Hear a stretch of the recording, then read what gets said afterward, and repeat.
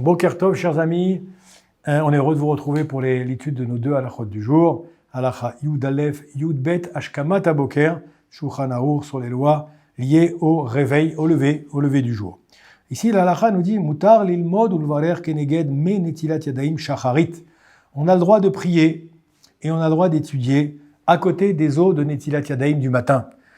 Bien entendu, on parle d'un cas où vous n'avez pas fait netilat yadaim dans le lavabo. Vous avez fait netilat yadaim comme ça se faisait avant, comme certains font encore, avec une bassine et avec un keli qui était à portée de votre lit. Donc vous avez fait netilat yadaim. Maintenant, cette eau qui a été utilisée pour netilat yadaim, elle est impure, puisque c'est elle qui a récupéré toute l'impureté des mains de la nuit, l'impureté spirituelle, on parle pas de pureté physique.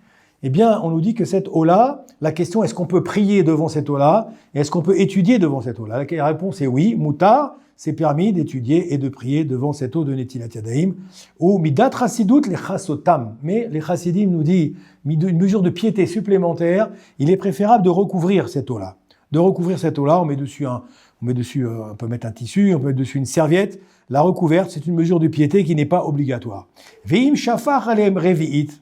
Si maintenant, ça c'est une petite technique qu'il faut connaître, si maintenant on prend de l'eau du robinet et on verse un revi'it d'eau, c'est-à-dire au minimum à peu près 10 centilitres d'eau en plus dans cette eau-là, alors on n'a plus besoin de la recouvrir.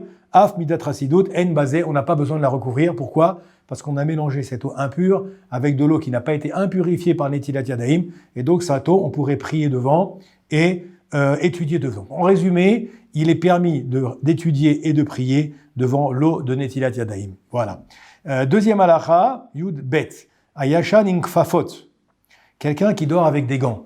Alors vous allez me dire, c'est pas quelque chose de courant, mais ça peut arriver. Quelqu'un qui a par exemple, soit il fait très froid, soit sinon il y a un traitement médical, il est obligé d'avoir des gants pendant la nuit, pour différentes raisons.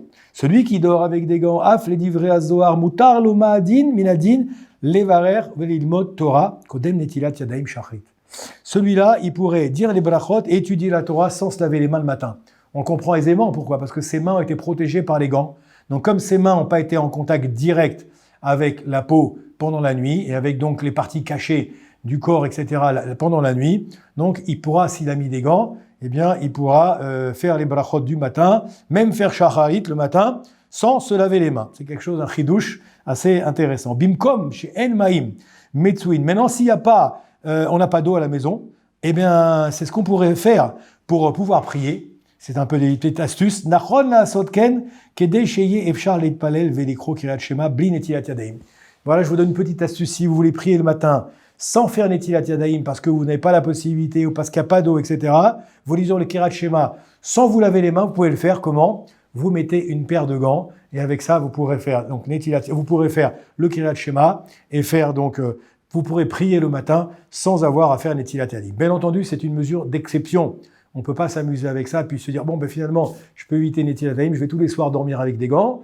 D'abord, vous risquez d'avoir des problèmes avec votre femme ou avec votre mari ou votre épouse, ou époux ou épouse. Donc, je veux pas de problème de shalom bayit, ça c'est la première chose. Mais bien entendu, cette règle, elle est tout à fait exceptionnelle.